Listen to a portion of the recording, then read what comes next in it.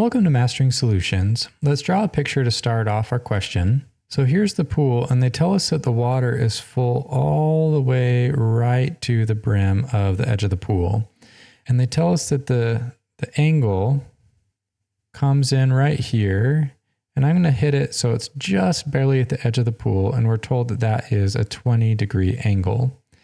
If we're in air up here, so n of 1, and this is water, of course, so that'll be n of 1.33.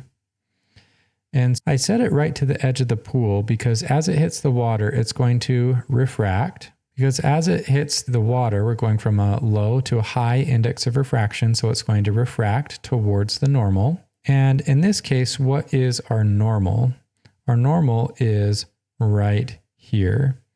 And remember, the angle for Snell's law is always from the normal to the ray.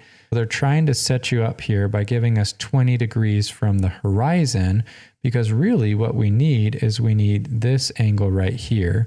We know this is a 90 degrees, so this is going to be 20 plus what is 90? So that's, of course, 70 degrees for this angle. And now here we need from the normal out to the ray. So this is going to be some angle in the water. If we write out Snell's law, we have n1 sine theta 1 is equal to n2 sine of theta 2. And we can substitute these because we're going to say n1 is the air. So n1 sine times the theta in the air, or the 70. And then n of the water is equal to sine of the theta in the water. Now we need to find what this angle is in order to solve the question. And you can probably see from my picture where we're going to go with this. We've drawn a right triangle right here. And so they tell us that the pool is 4 meters wide. So this distance here, that is 4 meters. And we need to figure out how deep it is. So this distance, that's what we're ultimately trying to solve for in the question. We'll say that's x. And so in order to do that, we need this angle using Snell's law, and then we can use trigonometry to solve for that. And so let's isolate theta sub w. So we'll divide both sides by nw and take the inverse sine. So we have theta w is equal to the inverse sine times NA sine theta A over NW. And so theta for the water is going to be equal to the inverse sine times 1. We could leave that out, obviously.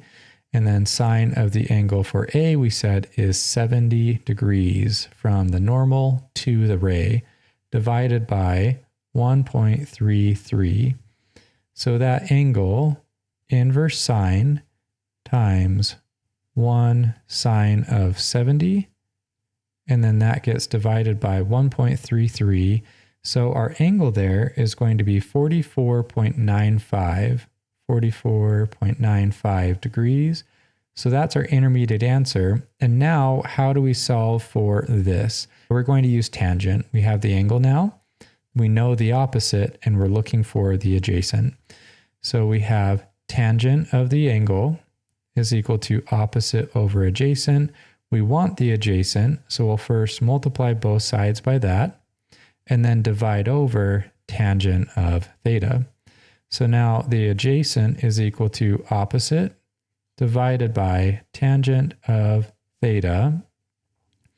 And now we can plug in our numbers. So we have the adjacent is equal to the opposite, which we're told in the question is 4 meters, divided by tangent of the angle, which is 44.95 degrees.